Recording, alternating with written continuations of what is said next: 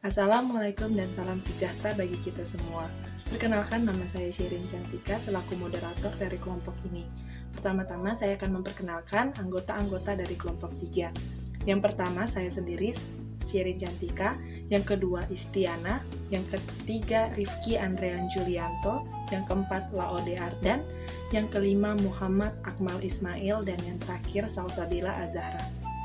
Dan kelompok ini akan mempresentasikan mengenai pembakuan ejaan istilah dalam bahasa Indonesia. Selamat menyaksikan. Latar belakang pembakuan dan istilah dalam bahasa Indonesia. Istilah bahasa baku telah dikenal oleh masyarakat secara luas. Namun, pengenalan istilah tidak menjamin bahwa mereka memahami secara komprehensif konsep dan makna istilah bahasa baku itu. Hal ini terbukti bahwa masih banyak orang atau masyarakat berpendapat bahwa bahasa baku sama dengan bahasa yang baik dan benar. Mereka tidak mampu membedakan antara bahasa baku dan bahasa non-baku. Menurut Pateda mengatakan bahwa kita harus berusaha agar dalam situasi resmi kita harus menggunakan bahasa baku. Begitu juga dalam situasi yang tidak resmi, kita juga harus berusaha menggunakan bahasa yang baku. Sedangkan dalam penggunaan istilah bahasa Indonesia berisi kaidah yang mengatur bagaimana menggambarkan lambang-lambang bunyi ujaran dan bagaimana menggambarkan hubungan antara lambang-lambang bunyi ujaran dan bagaimana menggambarkan hubungan antara lambang-lambang itu baik pemisahan atau penggabungan dalam suatu bahasa. Assalamualaikum warahmatullahi wabarakatuh. Sebelumnya saya berterima kasih atas kesempatan yang diberikan kepada saya. Perkenalkan, nama saya Laode Ardan. Saya dari kelompok 3.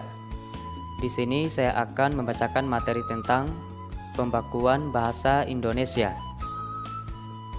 Pembakuan atau penstandaran bahasa adalah pemilihan acuan yang dianggap paling wajar dan paling baik dalam pemakaian suatu bahasa. Karena adanya berbagai acuan, maka masalah utama standarisasi bahasa adalah acuan manakah yang harus dipilih di antara berbagai acuan yang ada dalam berbagai variasi pemakaian sesuai dengan faktor-faktor yang mempengaruhinya yang akan ditetapkan sebagai acuan standar. Berbicara tentang bahasa baku, lebih tepatnya disebut ragam bahasa baku, berarti kita membicarakan tentang variasi bahasa.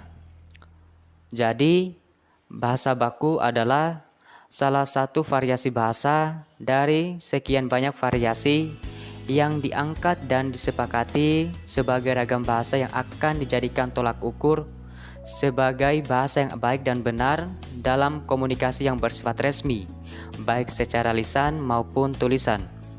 Itulah pemaparan dari saya. Lebih dan kurangnya mohon dimaafkan. Akhir kata, wabillahi taufik walhidayah. Wassalamualaikum warahmatullahi wabarakatuh. Di sini saya menjelaskan fungsi bahasa baku. Selain fungsi penggunanya untuk situasi-situasi resmi, ragam bahasa baku menurut Grafin dan Mantut juga mempunyai fungsi lain yang bersifat sosial politik, yaitu yang pertama, fungsi pemersatu, kedua, fungsi pemisah, ketiga, fungsi harga diri, dan yang keempat, fungsi kerangka acuan.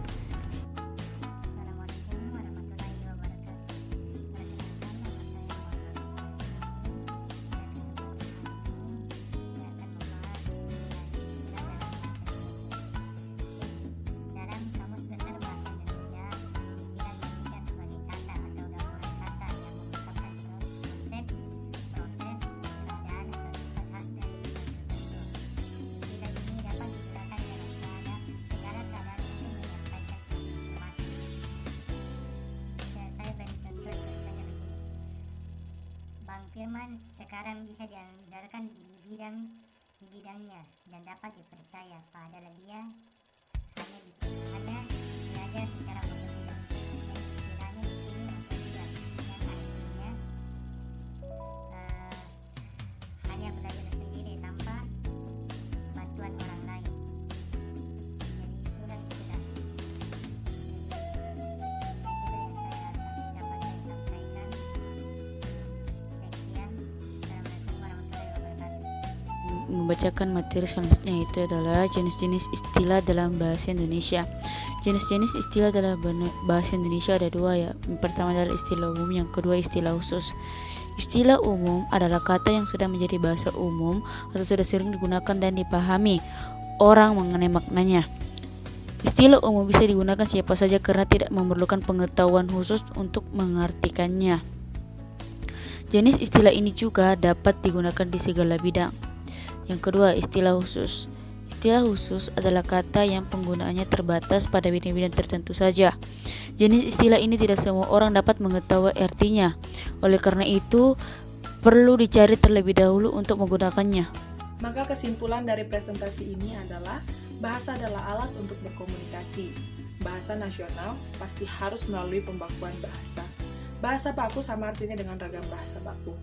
Sebagai bahasa yang hidup, bahasa Indonesia telah dan akan terus mengalami perubahan sejalan dengan perkembangan masyarakat sebagai pemakainya. Luasnya wilayah pemakaian bahasa Indonesia dari keanekaragaman penuturnya serta cepatnya perkembangan masyarakat telah mendorong perkembangan berbagai ragam bahasa Indonesia dewasa ini. Demikianlah presentasi dari kelompok 3 mengenai pembakuan ejaan dan istilah dalam bahasa Indonesia. Kami mohon maaf jika ada salah kata yang kurang berkenan. Sekian dan terima kasih.